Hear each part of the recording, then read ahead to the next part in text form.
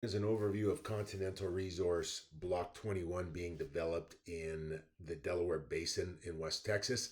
And what I'm going to present is the concept of block-based sales, really targeting your sales efforts related to blocks being developed by oil and gas operators.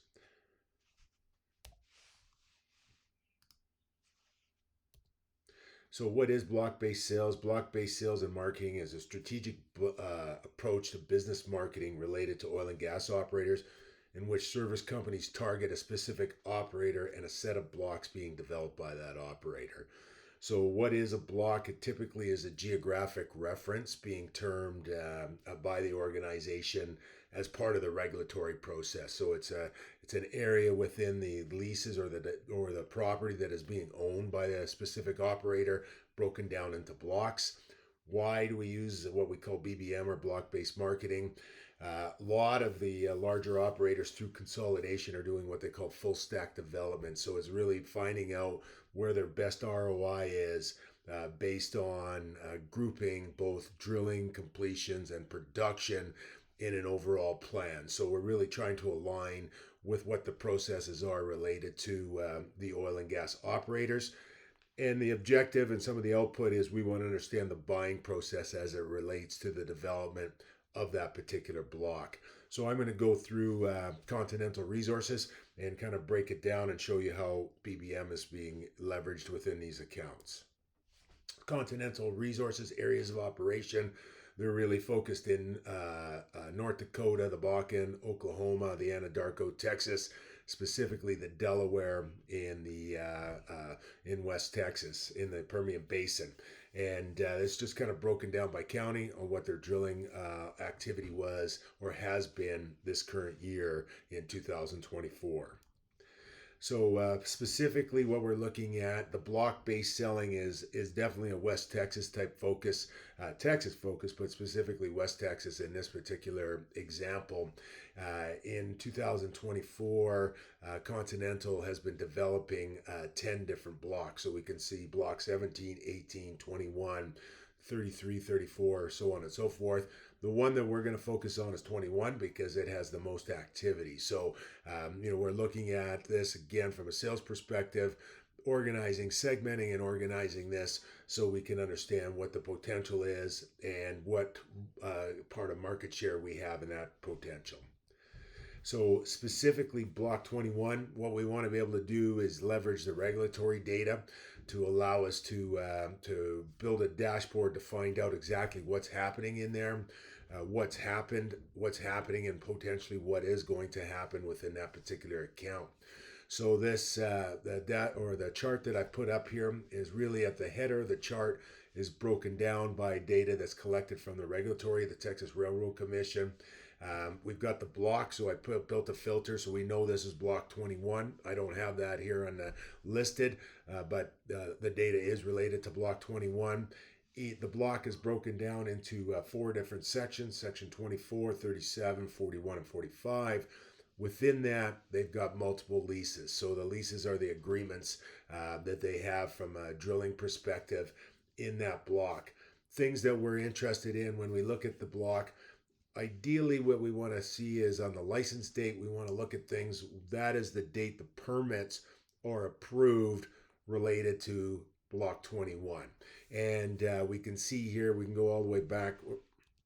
We go all the way back. The oldest permits are in 2022, and the most recent permits are as early as in June 2024. What happens with a permit once it's submitted is it gets tracked activity date, and that's when the specific lease or specific well is being drilled or spud. So the date that we have is the actual spud date associated with it. Again, when we look at the oldest ones, we can see that the original drilling started in 2022. Relatively short time frame, a month, less than a month difference between the license date and the drilling date.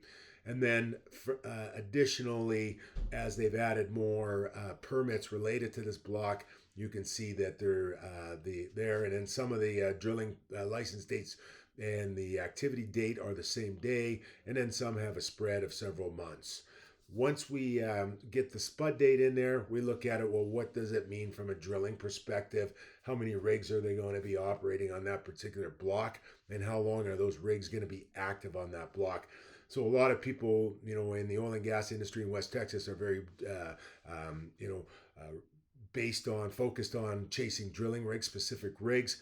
Where I look at it and we say if we associate the block together, group the block together, now we have a group of rigs in a very small geographic area that are designed or that are drilling to complete the development of this particular location.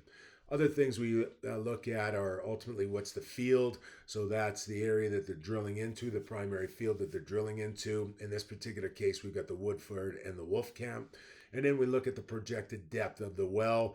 And here, when we look at the Woodford, we can see that the projected depth is quite extensive at 16,500 feet. So looking at a big trend, extended drilling technologies and completions technology. The last thing that we want to check out is where are they from a completions perspective.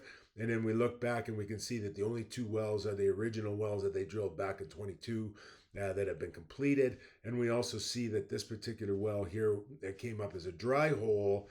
And then when we look at the application number, we can see that it's 4501 is the primary permit. And then they have a re-entry permit for that particular base.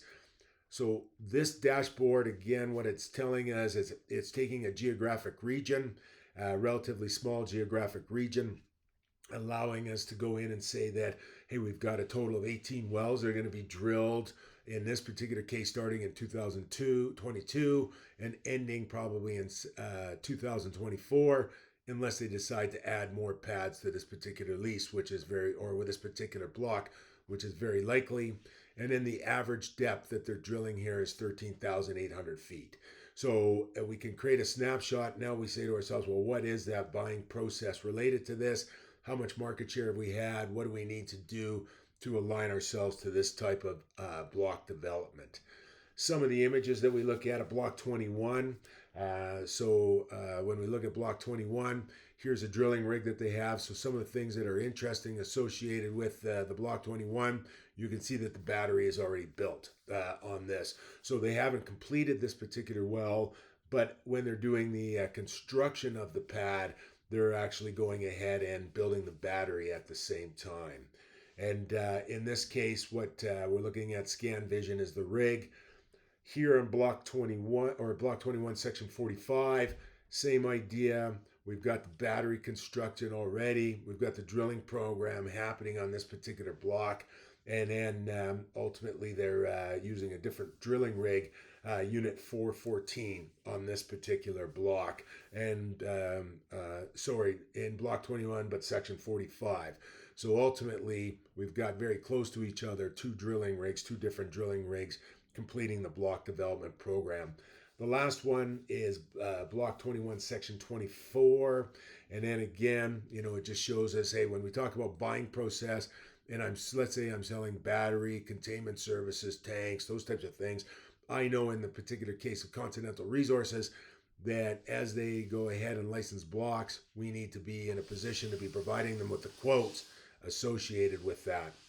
And then the last component, again, from a buying process perspective, here's the air permit related to Section 24 that we were just looking at. And we can see the receive date on that is 4/23/2024. So they had built the battery just because it's falling under a very simple process from a regulatory approval perspective.